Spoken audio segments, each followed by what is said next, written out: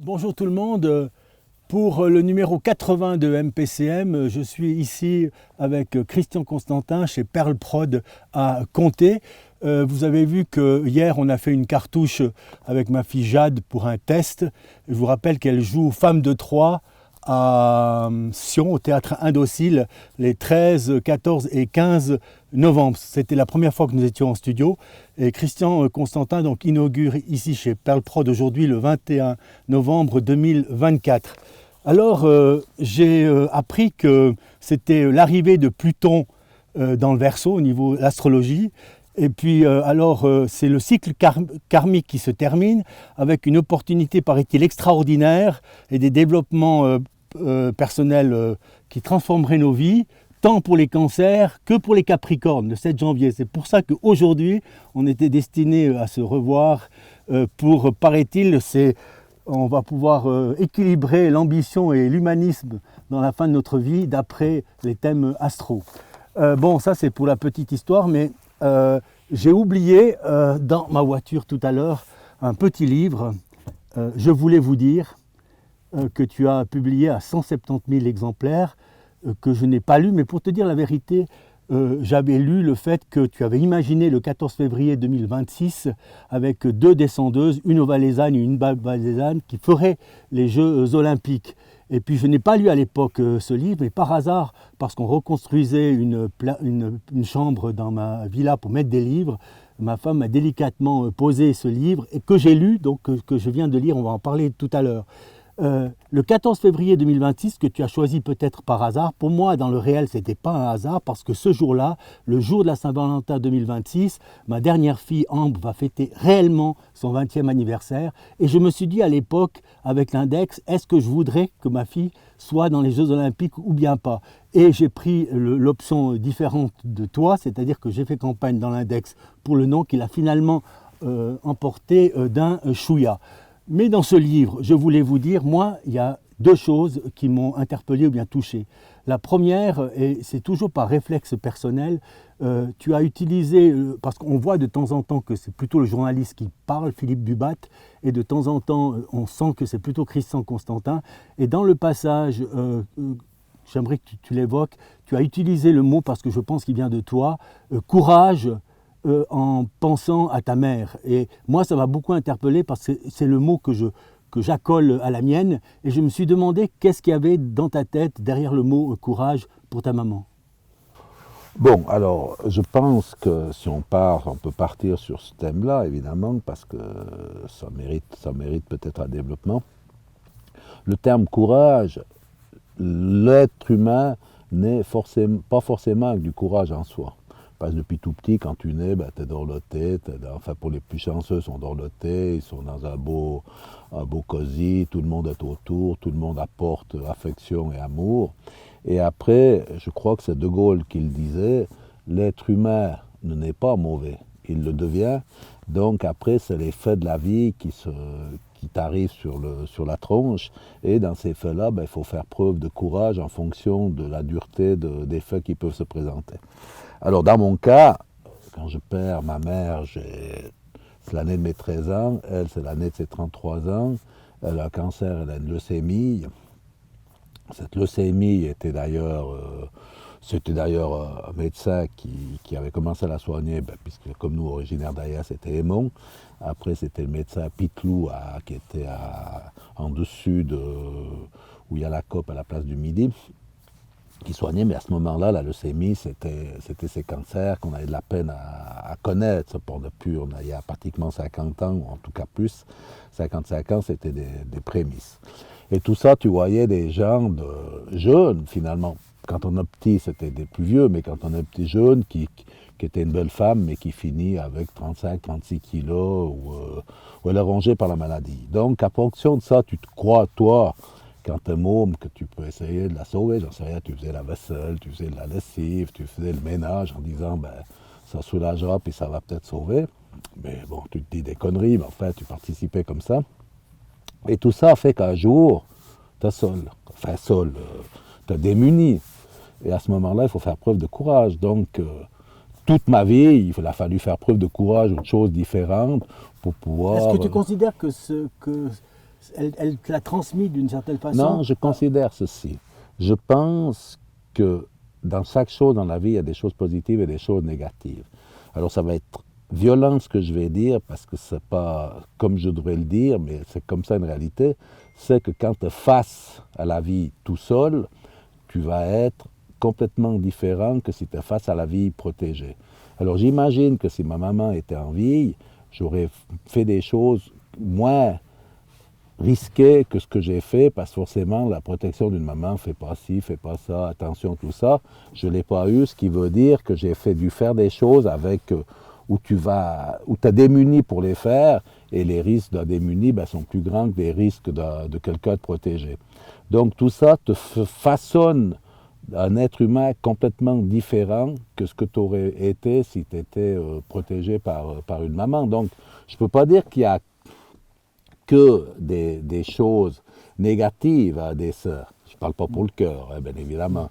Mais je dis, après, en fonction de l'affrontement de ta vie, tu vas plus vite devoir affronter les difficultés, puis tu viendras peut-être plus vite, plus fort, et plus vite, plus réaliste. Ce qui veut dire que dans chaque fait de ta vie, tu devras, si tu veux t'en sortir, faire preuve de courage. Parce qu'à ces époques-là, quand j'étais môme, j'ai perdu beaucoup de copains par la drogue, par ces histoires-là où entre la drogue et la moto, c'était dévastateur. Parce que tout le monde prenait des risques soit en moto, soit ils prenaient de la drogue, et puis c'était comme ça. Moi, le sport m'a permis d'avoir une autre ligne, et m'a permis de me protéger, de me sauver de ces mauvaises choses. Donc le courage est certainement lié à un fait de vie qui a été dévastateur pour moi, mais qui a dû me rendre plus fort. Il y a un truc qui m'a interpellé dans ce petit livre, que j'ai lu vraiment très attentivement, et c'est une sorte de paradoxe et de contradiction, je trouve. Parce que tu as essayé de vendre les Jeux Olympiques avec la jeunesse, l'importance de la jeunesse, comment elle pouvait s'inscrire dans le sport, la jeunesse, etc.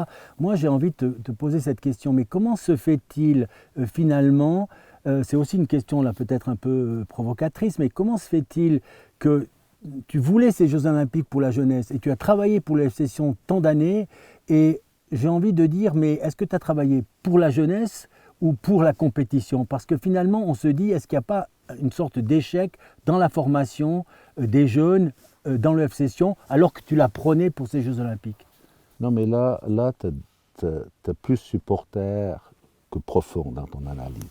Nous, sous ma présidence, je vais te dire, je me suis occupé de plus de 10 000 jeunes, Alors, tous ces jeunes ont essayé, à certains moments de leur vie, d'essayer d'en faire un rêve. Alors, quand tu es môme, tu veux forcément, j'en sais rien, certains auraient voulu être Eddie Milson ou Gelson Fernandez, d'autres Vincent Sierro, d'autres Acolo, d'autres Mateusz Cunha. Enfin, tous ces jeunes avaient une ambition de vouloir être quelqu'un dans cette activité, parce qu'ils menaient une activité qui demandait de la discipline et qu'ils essayaient d'arriver au haut du panier. Par contre, tous ces jeunes, ils ont connu ce que c'était la discipline, et aujourd'hui, sur le fond, tu ne te rends pas compte combien de ces jeunes que je croise aujourd'hui sont des gars. Alors certains sont procureurs, d'autres sont avocats, d'autres sont entrepreneurs. Enfin, tout le monde a fait des réussites personnelles qui vont bien au-delà des réussites sportives. Et moi, ma vocation, pour en revenir à la question que tu avais avant en disant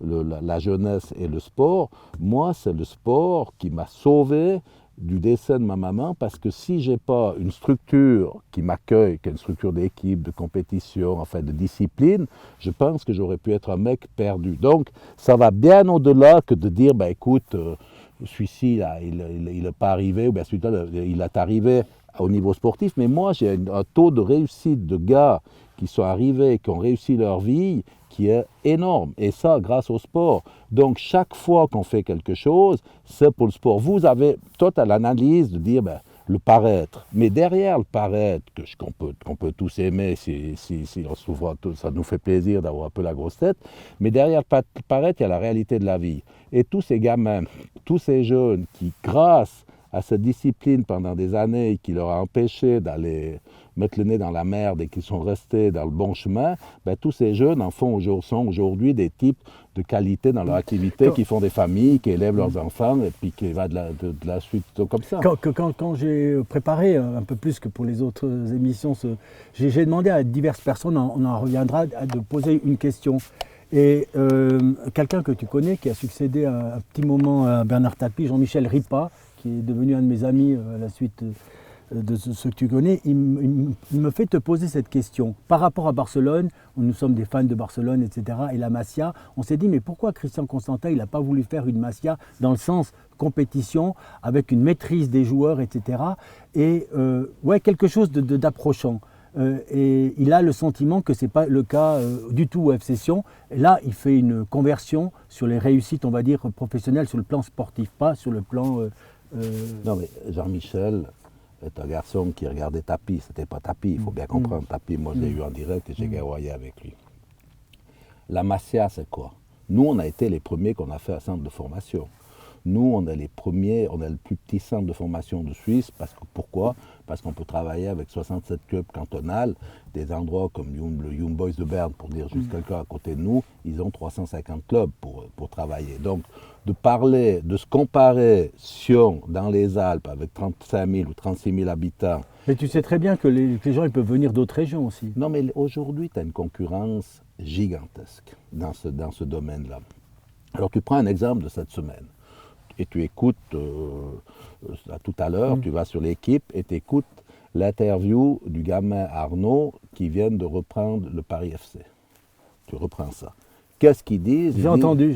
Donc lui, qu'est-ce qu'il va dire? Il va dire Paris, c'est comme ça au polo, c'est l'endroit. Ces gamins parisiens, même théorie que tu as maintenant, ces gamins parisiens s'en vont de Paris pour aller ailleurs. On ne leur offre pas suffisamment de chance chez nous. Nous, la famille Arnaud, on va prendre le Paris FC parce que c'est, enfin, ce club-là. Mais aujourd'hui, cette notion-là, elle est chassée. Aujourd'hui, à l'époque, tu avais une période où tu pouvais prendre des gamins en Afrique et ils étaient tout contents de venir. Aujourd'hui, les gamins qui sont en Afrique, dans un tournoi en Afrique, tu regardes dans la tribune, pour autant qu'il y en ait une, autrement au bord du terrain, tu auras 35 managers qui vont voir ces gamins comme un carnet d'épargne. Derrière ces managers, tu auras des familles qui chercheront à vivre du revenu que le gamin va pouvoir amener s'il vient en Europe ou ailleurs, mais tout ça, c'est la même chose chez nous. Donc aujourd'hui, c'est illusoire d'imaginer que ce marché-là, sous cette forme, va tenir. Aujourd'hui, quel va être le marché? Le marché va venir, on aura une production beaucoup plus locale, ça veut dire beaucoup plus de gamins de chez nous qui vont arriver, et les gamins devront être beaucoup mieux éduqués. Ça veut dire quoi? Aujourd'hui, ce qu'on sait, c'est que le football est la troisième source d'éducation partout au monde pratiquement, où il existe.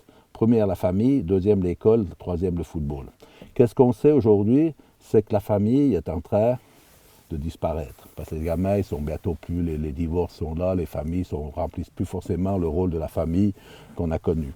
L'école est en train de s'affaiblir, parce que tous les éducateurs sont vite découragés, sont vite fatigués par les événements qu'ils ont à gérer, parce que les gamins ne sont pas bien gérés dans leur famille, donc ils viennent s'en faire les doigts, ils ne sont pas polis, ils ne sont pas respectueux. On s'aperçoit qu'à proximité de chez nous, tu as même des instituteurs qui se font couper la gorge par rapport à certaines choses, ce qui veut dire que demain, le sport, pourquoi il va être de plus en plus important? Parce que c'est la seule chose où le gamin aura une vraie passion, parce qu'il aura envie d'arriver, et on va lui inculquer que pour arriver, il faudra de la discipline. Mais aujourd'hui, on ne pourra plus s'arrêter uniquement avec de la discipline et le sport. Il faudra compléter tout ça avec de la formation, le principe de ces universités américaines, pour en faire des vrais gamins solides demain qui doivent affronter la vie, qu'il ne faut pas qu'ils imaginent que ça a une durée de carrière de sportif de 6 ou 7 ans d'élite. Ça doit avoir une carrière d'une vie. Donc aujourd'hui, demain, le sport va prendre de plus en plus d'importance pour la formation de cette jeunesse. Il ne faut pas se faire d'illusions. Je me suis dit, j'ai imaginé des contradictions que je pense être réelles chez toi, parce que d'un côté, il y a une sorte de générosité, on va dire, salariale et dans l'investissement pour l'FC Sion, en temps, en argent, etc. Et puis de l'autre côté, que quand on rencontre des gens qui ont pu travailler avec toi, on se dit qu'il y a une certaine dureté en affaires qui est extrême. Comment tu analyses ça en toi-même, ces deux facettes de Christian Constantin que les gens répercutent? Alors, La générosité versus la dureté. On va répondre. La vie est un jeu. On est bien d'accord. Notre durée, elle est comptée, elle est un peu plus longue ou un peu moins longue en fonction de la chance que tu as par rapport à la santé ou par rapport aux événements. Mais la vie est un jeu. Si tu me prends, moi, Christian Constantin, où je dis, j'aide la jeunesse, je veux que la jeunesse arrive à faire quelque chose et à venir, avoir les mêmes droits chez nous que ce qu'ils ont ailleurs, c'est quelque chose qui me coûte. Okay. Tu me prends Christian Constantin qui travaille, alors pour être très clair, moi, je respecte mes contrats, on fait des contrats, et évidemment, si je dois respecter, je vais négocier des rabais. Donc je vais dire à certains moments, le type il va dire mais il est dur en affaires, il nous a fait faire des rabais, si c'est ça que tu veux me dire. Mais des rabais qui peuvent être très perturbants. Non, mais quand on fait un contrat, on est deux à les signer. Alors tu dis écoute, j'en sais rien. Tu as une offre à 480. Là, on fait référence à des rabais post-contrat. Non, mais pour finir un travail, etc. Ça n'existe pas. C'est faux, c'est une rumeur, ça. Non, mais ça, c'est une connerie que tu dis. Et tu l'aurais eu, en pratique, tu l'aurais eu. Tu étais avocat respectable dans le coin. Tu aurais eu des gens qui t'auraient permis de m'attaquer. Je crois que tu m'as attaqué une fois avec une histoire d'une psy, mais autrement, on n'a jamais eu ça. Mais ce que je veux te dire, la discipline du rabais, moi, si je fais un contrat de 480 000, c'est 480 000. Mais on a convenu les deux. À partir de là, moi, quand je construis, j'en sais rien, 300, 400, 500 millions par année, si je négocie 4 ou 5% de différence, c'est 20 millions par année. Si je laisse aller et je perds 5 ou 6% de plus, c'est 20 millions de plus. Entre les deux, je suis en faillite si je ne le fais pas parce que tu perds beaucoup d'argent dans ce métier-là si tu n'as pas la discipline de le faire. Et d'ailleurs, on peut voir l'avis de tous les promoteurs. Nico me disait encore la semaine d'avant, il me disait, mais Christian, on est les deux derniers qui avons commencé, qui avons fait aussi longtemps ce métier-là entre le siècle passé et le siècle d'aujourd'hui. Donc, effectivement, je suis discipliné dans ma profession. Quand j'ai un emmerde, je veux qu'il soit réglé le plus rapidement possible. Quand je signe un papier, je veux qu'il soit respecté, mais je ne veux pas qu'on vienne m'inventer des histoires de régie, de machin, des prétentions. Et puis à l'inverse du côté du football, alors? Mais le football, je respecte... T'es moins discipliné? Non, je respecte mes contrats. Je respectais tous mes contrats. Comment tu penses que quand j'ai commencé ma première opération, je l'ai fait, j'avais 18 ans. L'année prochaine, j'en ai 68. Ça fait 50 ans de carrière dans ce métier-là. Si je n'avais pas été comme ça, je n'aurais jamais pu être discipliné comme ça. J'ai fait 2500 bâtiments environ. Donc quand tu vois, alors l'autre jour, on faisait un film pour les États-Unis sur ce que j'ai fait les 20 dernières années. Là, je suis gonflé quand je le dis, mais c'est vrai, je m'impressionne presque moi-même. Je dis, mais c'est pas possible d'avoir fait tout ça. Tu es complètement starbé d'avoir fait toutes ces choses. J'ai prévu des petits interludes. Là, j'ai en face de moi un spécialiste du foot et j'ai appris quelque chose vraiment parce que j'ai envoyé quelques messages pour des questions. Et puis, Jean-Pierre Baudrito, qui est de Sion, un grand supporter de Sion, du Parti Socialiste. J'ai vu que tes grands-parents venaient du Parti Socialiste aussi à Ayen, je crois. Mais à part ça, est-ce que ça te dit quelque chose, le 4 mai 1949, Turin? 449, c'était quoi? 1949, nous étions évidemment pas nés. C'était Superga. Voilà. Alors, tu peux juste compter qu'est-ce que c'est Superga? Alors, Superga, si tu veux, tu as le grand Torino qui était emmené par le père Mazzola, le père de Sandro Mazzola. Tu te rappelles quand tu as appris ça pour la première fois? Parce que moi, je l'ignorais. Moi, je considère... Mais je sais que tu vas l'ignorer. Mais moi, je ne l'ignore pas. Non, ce que je veux dire, si tu veux, c'est le Grand Torino. Le Grand Torino, c'était une équipe qui, tu veux, l'Italie est championne du monde en 1934 et est championne du monde en 1938. Après, 34 et 38.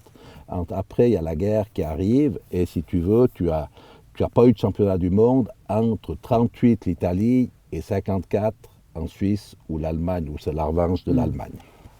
Quand on est là, cette Italie de 1934 et 1938 s'appuyait sur Meazza, qui est d'ailleurs, après qu'on a appelé le stade San Siro, on a appelé le stade Meazza pour ça.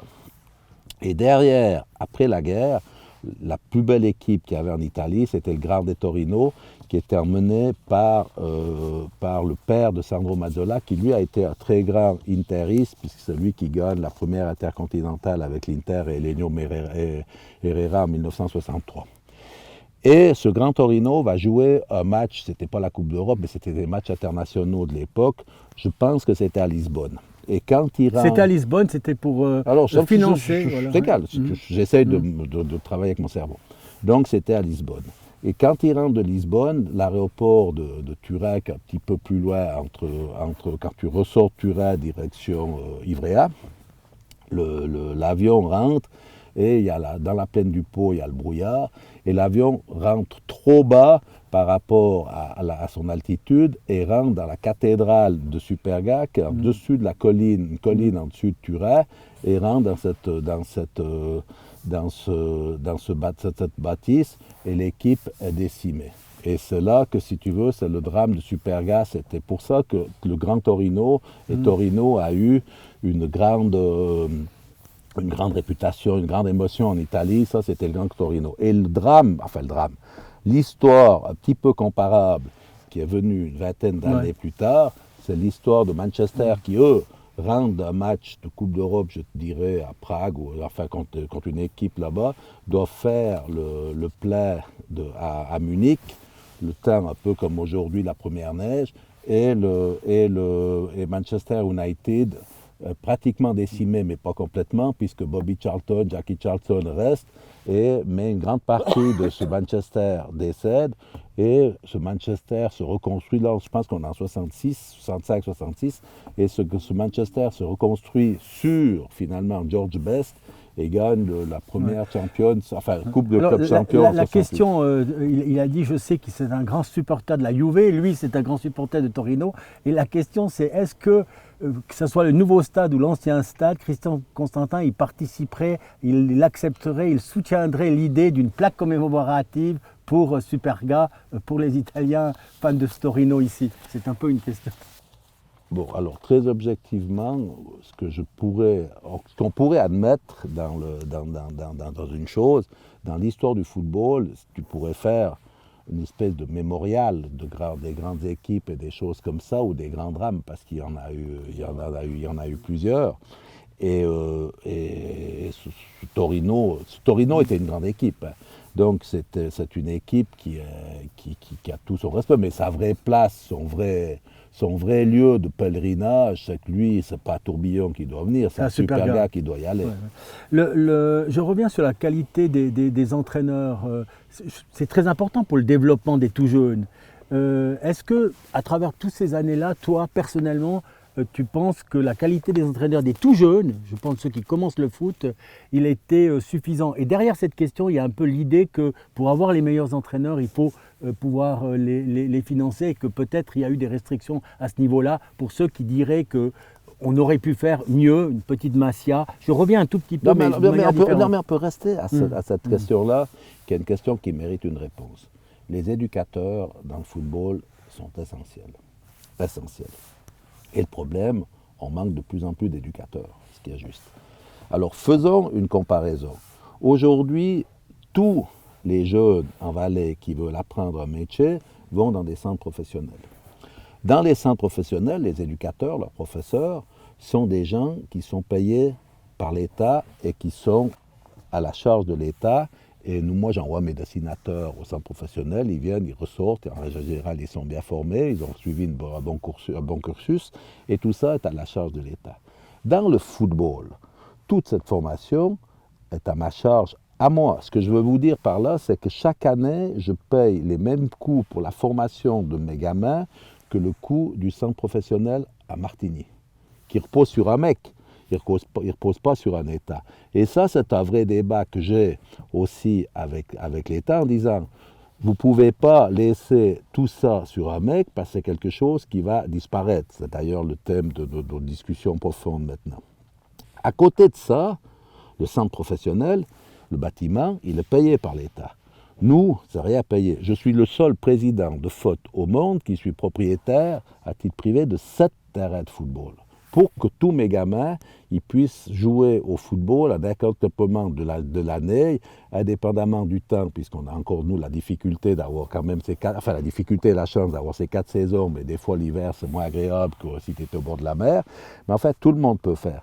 Donc nous, le décalage, et où tu as bien dit, le décalage, c'est qu'aujourd'hui, les éducateurs qui sont éducateurs et qui façonnent cette jeunesse devraient être soutenus aussi à charge de l'État comme un éducateur professionnel ou comme un instituteur d'école primaire ou un professeur de collège. Et tout ça, c'est un vrai débat. Et notre vrai débat chez nous, c'est que la notion éducative des jeunes sportifs dans ce domaine-là sont à charge de privé et non pas de l'État qui n'y participe pas. Et c'est un vrai problème. Là, je continue sur les entraîneurs. Il y a quelqu'un qui m'a... naturellement, il y a toute cette critique sur le nombre d'entraîneurs dont les contrats ont été résiliés, etc. Mais là, je vais particulariser le débat parce que je trouve que c'est assez intéressant. Je ne m'en rappelais plus et j'ai été regardé. J'ai vu donc que Nestor Clausen, c'était 14 victoires, 6 nuls, 2 défaites. Avec cette affirmation de Christian Constantin dans le temps, c'est un gros bosseur, loyal, honnête, il n'a jamais triché, etc. Il avait fait un début de saison absolument exceptionnel. Et tout d'un coup, il part. Et puis on s'est dit, la question finalement qu'on pose, mais parce qu'il y a ce reproche en disant mais Christian Constantin qu'il le dise ou bien pas, il l'a viré, et on ne comprend absolument pas dans cette situation comment ce gars il a pu partir. Et il y a eu naturellement après cette réflexion de se dire que c'était peut-être pour des raisons personnelles, etc. Mais il y a beaucoup de supporters qui pensent que c'était lié à une sorte de rivalité entre le président et l'entraîneur à ce moment-là. Maintenant c'est presque prescrit, il y a 20 ans de ça, enfin c'était en 2006. C'est quoi ta réponse aujourd'hui à cette question-là? Tu as la réponse dans la question que tu m'as posée. Donc elle était très bonne? Non, elle n'est pas très bonne. Et c'est les personnages qui ne sont pas bonnes. Non? Non, parce que le vrai problème de Nestor Clausen, ce n'était pas une rivalité avec moi qu'il avait, c'était une rivalité avec son fils. Mais je m'arrêterai là. D'accord, ok. Ensuite, souvent, tu as dit que le meilleur nombre d'un conseil d'administration, c'était un nombre impair en dessous de 3 à 1 pour prendre les décisions. Et tu as expliqué en relation avec ta mère au départ l'importance d'y aller peut-être tout seul et de prendre plus sur soi que d'autres. Est-ce qu'il n'y a pas un dilemme? Est-ce qu'à un moment donné, il n'y a pas eu ce dilemme en se disant entre une solidarité active, c'est-à-dire travailler au sein d'un groupe où tout le monde apporte quelque chose dans une sorte d'interdisciplinarité active, ou bien être entrepreneur-chef, c'est l'option que tu as choisie, c'est clairement l'option dans laquelle tu as réussi, mais disons, vu avec du recul maintenant, avec plus d'expérience, tu te dirais, est-ce qu'il y a quelque chose que tu as raté dans le fait d'avoir rencontré des gens et peut-être de les avoir, d'avoir plus accepté leur vision de temps en temps, ou bien c'est toi qui avais la vérité comme chef? Alors écoute, on est deux autour de cette table. On va prendre nos exemples respectifs, parce que c'est assez bien de les prendre. Tu as été un des membres fondateurs, juste derrière, de l'étude du Ritz. Derrière cette étude-là, quand tu arrives au Ritz, tu es annoncé comme l'enfant prodige. Quand vous êtes, oui, tu étais annoncé comme l'enfant prodige. Louzy l'annonçait, Xander Finan c'était la même chose, Guillaume Grant admirait, enfin, je le sais, tu le sais. Mais cette combinaison s'est mal terminée à la fin et vous êtes éclaté pour des raisons qui vous sont propres mais qui sont internes, mais vous aviez une force de frappe ensemble que vous avez autodétruit, enfin pas parce que Ritz est resté puis toi t'es resté, mais que vous avez autodétruit cette force ensemble pour vous mettre deux forces opposées. Donc te répondre à la question qu'est-ce qui est juste de se casser la gueule tout seul dès le départ ou de s'appuyer sur des copains puis se casser la gueule après, la variante c'est de dire, moi j'ai choisi la variante de dire je me fais seul, j'avance tout seul plutôt que d'essayer de me faire un groupe de protection autour qui à la fin pour une raison ou une autre explose. Voilà, on a des vies différentes simplement. Donc ce choix-là, tu l'assumes totalement. Mais moi, je ne peux pas faire autre chose que ça. Parce que moi... Est-ce qu'il y a finalement, est-ce que c'est un trait de caractère? Évidemment. Non, mais évidemment que le type c'est un trait de caractère. Il faut bien comprendre 2-3 trucs. Mon premier terrain, je l'achète à Gianni Agnelli. Gianni Agnelli, qui m'a vendu, qui avait les terrains à Martigny, propriété d'Isterma, où j'ai fait la porte d'Octodure, je suis à la fin des années 70. Je vais voir Gianni Agnelli, alors tu pourras parler avec ton supporter du Torino, il va te dire que c'est juste, une année où tu avais Catanzaro qui avait fait un très bon championnat avec un attaquant qui s'appelait Palanca. Palanca, il jouait tout seul devant, enfin, j'étais au stadio communal à Turin, où alors d'un côté tu avais la Philadelphia, c'était la cour à Philadelphia, c'était les Torino, et la cour marathon, c'était la Juve. Et à la mi-temps de ce match, je vais parler à Gianni Agnelli en disant « Monsieur l'avocat, j'aimerais... » En plus, lui, il avait un appartement à la tour à Vermala. Je vais lui dire « Écoutez, vous avez un terrain dans ma région, j'aimerais vous l'acquérir, les choses. » Il me dit « Bon, ben, écoutez, je vous donne un numéro de téléphone. Vous appelez ma secrétaire. Elle va vous donner un rendez-vous. » Et puis, effectivement, le lundi, j'ai appelé sa secrétaire. Elle m'a donné un rendez-vous 3 semaines plus tard à la tour Mirafiori à Turin. Et j'étais là-bas. Puis après, on a commencé à faire ce deal. Mais si à ce moment-là, je n'ai pas le courage d'être dans la tribune à Turin, où je dis je descends à Turin, je vais voir ce match, il faut que je parle à Cagnelli, quel propriétaire d'un terrain qui me plaît, parce qu'il y aura l'autoroute qui va arriver là, et puis ça va développer le Valais. Tu ne peux pas le faire en groupe, tu dois le faire tout seul. Et quand je le fais ça, si on veut, il faut quand même avoir les couilles d'y aller, il ne faut pas rester caché à la maison, on devrait peut-être essayer là il faut le faire. Donc effectivement, moi j'ai des caractéristiques personnelles qui font que je peux, si je dis que je dis ce que je fais ce que je dis. Dans mes contacts, j'ai posé la question à Alain Geiger. Quelle est la question que tu aimerais poser à Christian Constantin? Et sa question, elle est liée à l'argent et le foot. Et il se demande pourquoi tu as investi tant d'argent pour jouer, notamment ces dernières années, le milieu ou le bas du tableau. Je pense que, je n'ai pas parlé spécialement, mais c'est plutôt entre le volume d'argent et les résultats de compétition. Une sorte de différentiel qui serait trop grand. Enfin, moi, c'est comme ça que je comprends la question. Non, mais Alain va toujours parler d'argent. Parce qu'Alain est un garçon que l'étalon argent a une grande importance. Donc, lui va parler de ça. Mais nous, il faut être clair. Prenons les budgets. En Suisse, dépenses de première division, 300 millions. Il y avait 10 équipes, budget moyen, 30 millions, alors avec des pics et des hauts. Nous, on a toujours eu un budget entre 7 et 8 par rapport ou 9. Des fois, tu avais 1 ou 2 équipes derrière nous. Est-ce que tu peux nous dire le Attends, mais je reviens, attends, je te finis le truc. Donc, Alain, ce qu'il doit reconnaître, s'il doit reconnaître, il l'a peut-être pas, oui, certainement qu'il l'aura imaginé, c'est que le Servette qui redevient le Servette qu'il n'aurait jamais dû quitter, quand c'est que ça fait la différence, c'est quand à la fondation de Rolex qui vient puis qui dit, écoutez, nous on va mettre, c'est en dizaines de millions qu'ils mettent dans le hockey et le foot à Genève par année, avec raison d'ailleurs, parce que ça leur donne la fierté à la ville, et c'est là que le Servette a pu redécoller puis vivre avec un budget qui est certainement... eux, ils avaient un budget de 7-8 millions plus haut que le nôtre à la fin. Donc, ce que je veux te dire par là, c'est que les mots, Alain n'a pas les mots adéquats pour la gestion économique d'un club de football.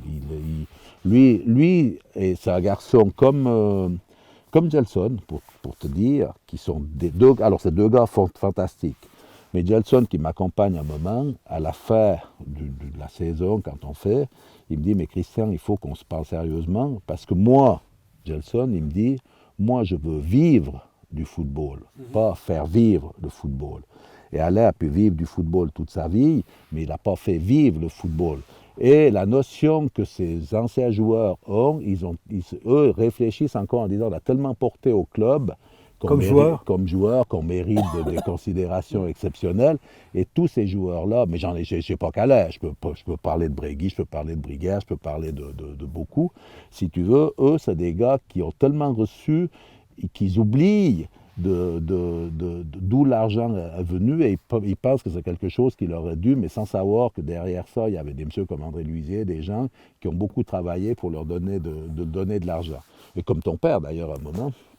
Donc tout ça fait qu'il y a un décalage entre la manière qui peut voir le football et la manière que l'économie du football se déroule. Voilà. Il y a un saxonin, on va changer complètement de sujet, qui te fait le reproche dans l'histoire du casino de ne pas avoir misé sur l'histoire de Saxon exclusivement, de ne pas avoir présenté que ce projet. Et il se dit, mais non d'une pipe, s'il l'avait fait avec l'histoire de Saxon, peut-être que le Valais aurait eu ce casino supplémentaire. C'est quoi ton regard aujourd'hui sur cette question? C'est un avis qui n'a qu'une chance d'aboutir parce que la réalité... C'est faux. Oui, mais je te dis pourquoi. Parce que la commission fédérale qui a jugé le casino nous disent clairement, écoutez, nous, allez pas nous faire analyser 2 casinos ou 3 casinos de plus, choisissez déjà vous quel est le casino le plus rentable économiquement au niveau du chiffre qu'on pourrait faire dans cette région. Donc, Wüst et Parterre font l'analyse et autres, et ils font une pré-analyse en disant la notion du casino, il y a plus de potentiel à Martigny qu'à Saxon, donc présentez-nous que ce projet-là. Mais la réalité politique du dossier, c'est que Crans-Montana ne pouvait pas disparaître par rapport au fait que l'entreprise était là, des places de travail étaient là, les chiffres étaient ce qu'ils sont, autour de 15 millions, un casino en pleine valaisanne en ferait largement plus que le double, mais on ne pouvait pas toucher Crans-Montana. Et l'autre chose, c'était que la commission fédérale avait dit on donne qu'un casino en Valais, on ne va pas en donner 2, donc ils étaient restés sur ce processus-là.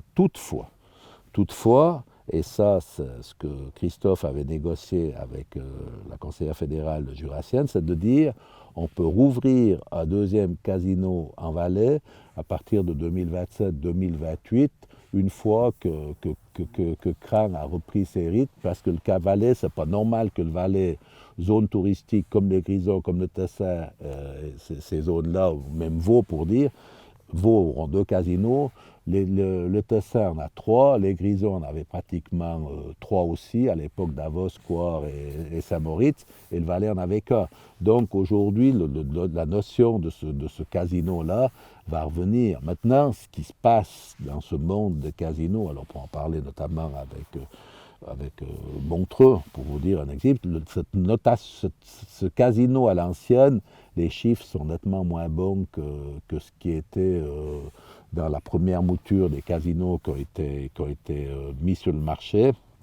Et le monde du jeu va changer. Mais par contre, il y a la place pour refaire quelque chose dans le jeu en Valais, puisqu'il y a encore une licence potentiellement possible, mais il faut faire quelque chose de beaucoup plus moderne de ce qui existe.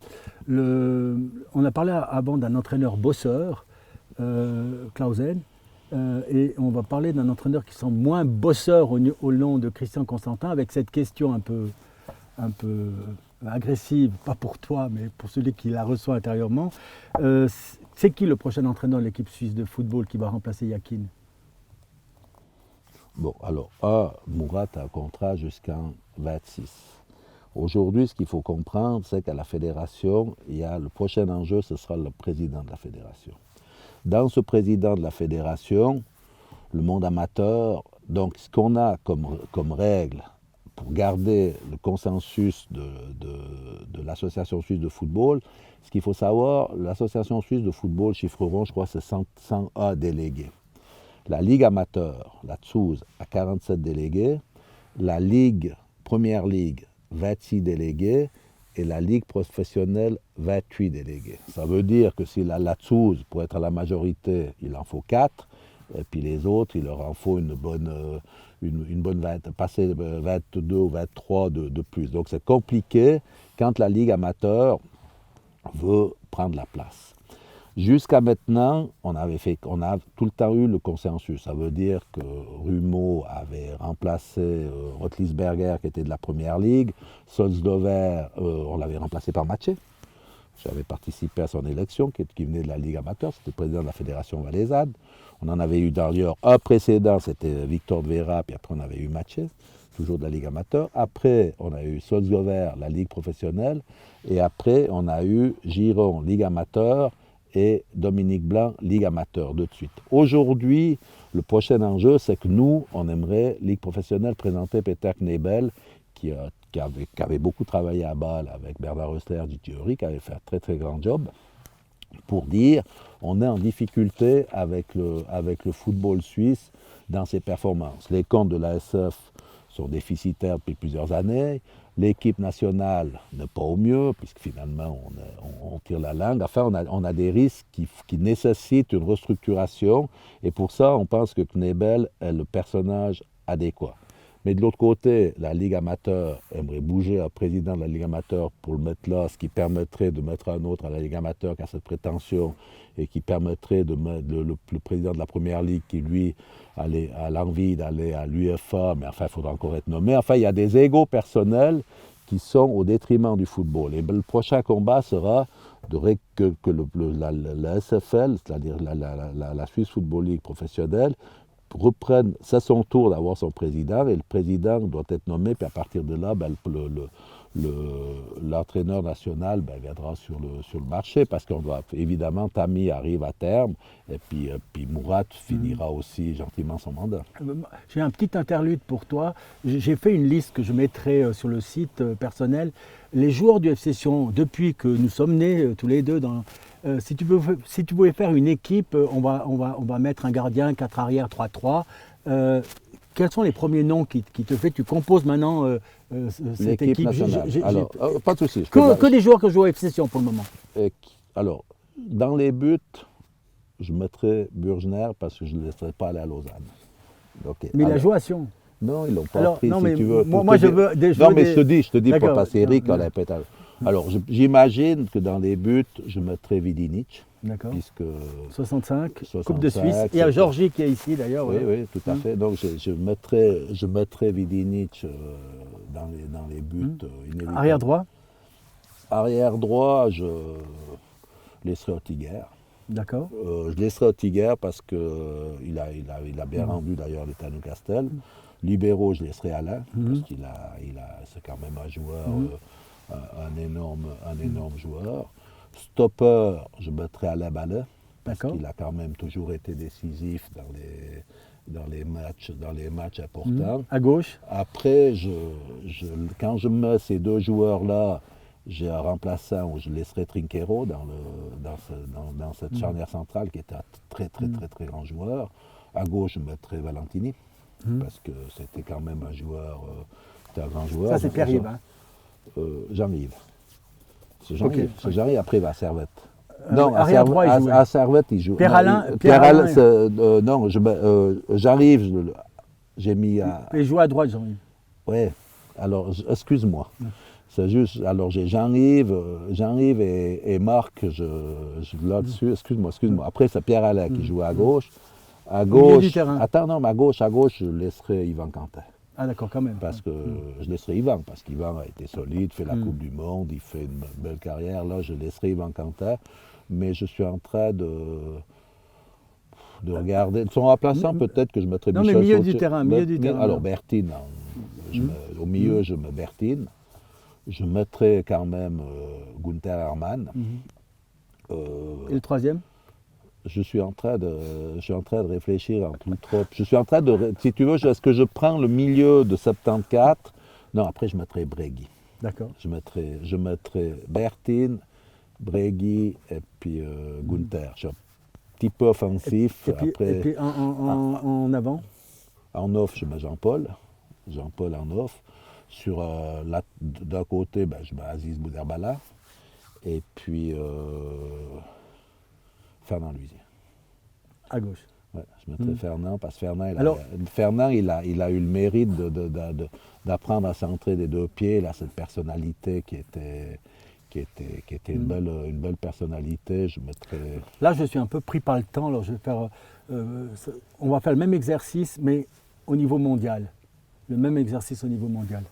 Au niveau mondial. Toutes époques confondues. Toutes époques confondues. Alors, dans les goals, je mettrais Gordon Banks.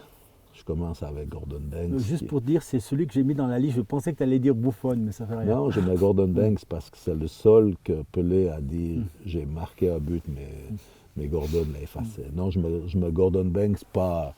Buffon était grand, puis il gagne une Coupe du Monde, mais Buffon, il y a les histoires des paris sportifs, des choses qui font que. Mais arrière. Je mets Gordon.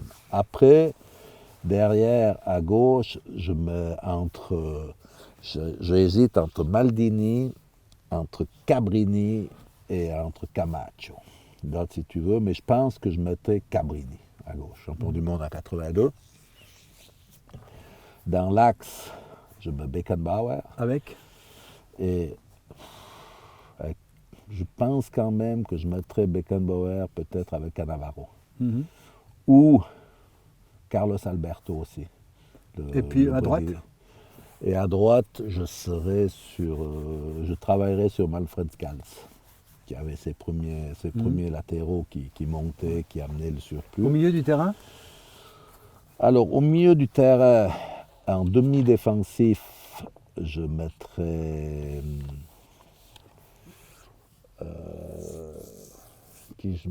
je mettrais devant la défense, je mettrais Pirlo, qui est champion du monde, où il l'a retiré devant la défense.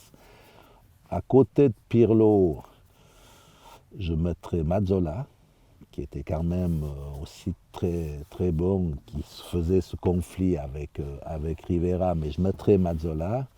Et à côté de Mazzola, dans mon équilibre, je mettrais peut-être Magat. Je mettrais Magat il avait ce shoot, il avait ces choses-là. Et devant? Devant, alors je me Pelé en off. Après, je dois... Mais je me Pelé... Alors ça dépend si je joue en 4... Si je mets 4-3-3, on a pris... 4-3-3, alors je me Pelé. Alors après devant, je reste avec Pelé, Rivellino, Jairzinho. Pas de Messi? Je ne mets pas Messi, non.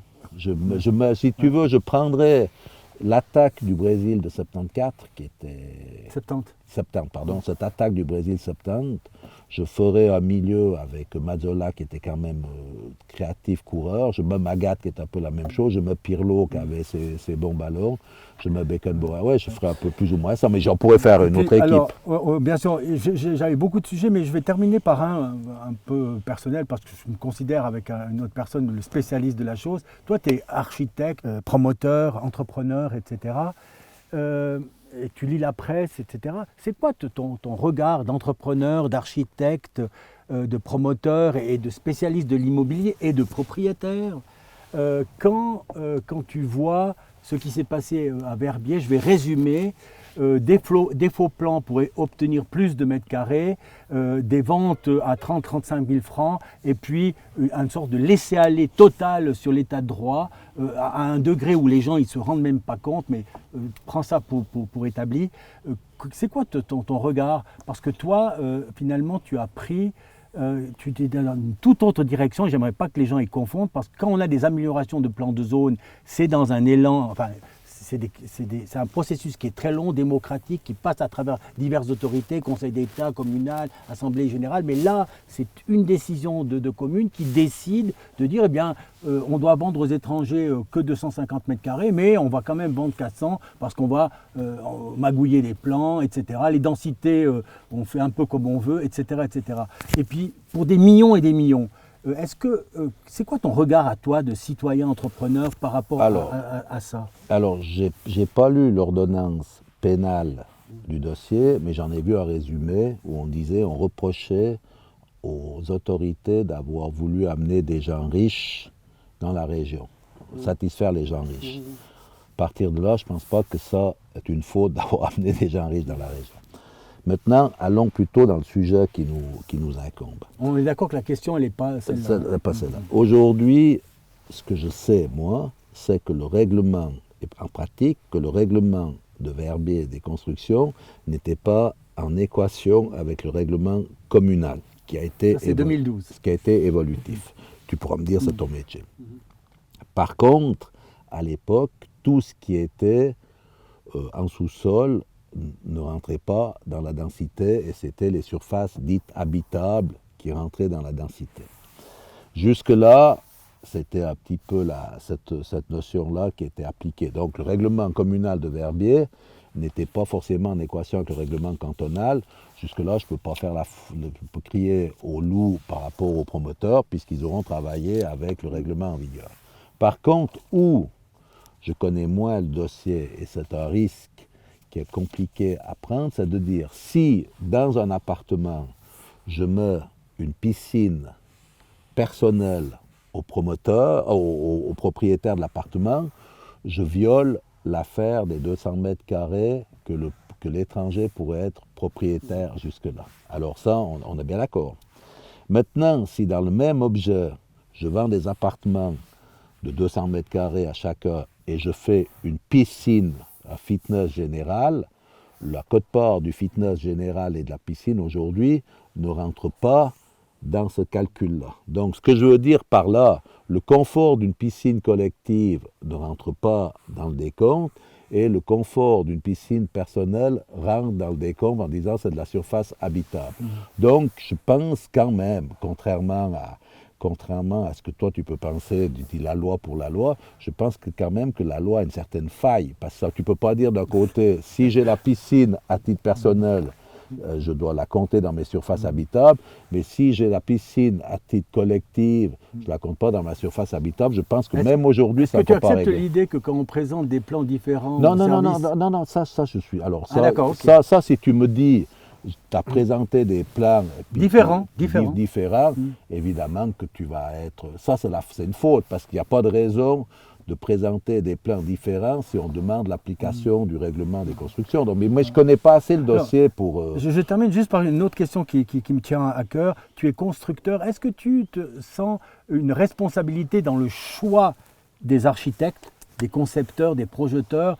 Et ça, c'est tout ce qu'il y a au niveau, par exemple, après au niveau de la construction aussi, l'origine du bois, l'origine du ciment, la domotique écologique, etc.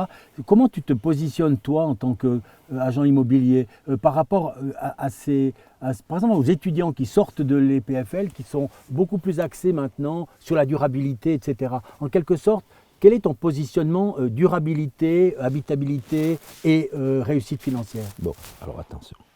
La durabilité sont des mots. Ça veut dire que jusqu'à maintenant, personne ne s'occupait de la durabilité. Alors je te prends un exemple, chez nous en Valais. Chez nous en Valais, quand Maurice Troyer fait le Rhône, il dit il nous faut une grande canalisation pour pas trop empiéter les terres agricoles. Et ce tube qu'on aura, on va le vider chaque année en sortant les agrégats, en mettant des gravières tout au long du Rhône. Ce qui a fait que le Rhône a vécu comme ça, sans grande surface. Le matériel qu'on sortait du Rhône, on le réutilisait dans nos bâtiments et ailleurs. Tout ça faisait que c'était de la durabilité. Tout d'un coup, on décide de dire, on ne vide plus le Rhône et on s'étonne après qu'il déborde. On vient de voir cette année. Donc ça, ce n'est pas de la durabilité qu'on a fait, c'est de la perte de bon sens.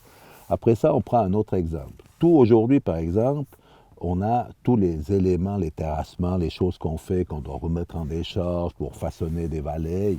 À l'époque, on disait, on va vider la plaine du Rhône pour sortir les agrégats, faire les autoroutes et autres, et puis après, on va les remplir pour récupérer des terres agricoles. Par la suite, quand les gens ont vu ces éléments, c'est là qu'on trouvait que c'était pas mal pour de la plaisance. Donc tous ces volumes-là n'ont plus servi à servir pour les remplir.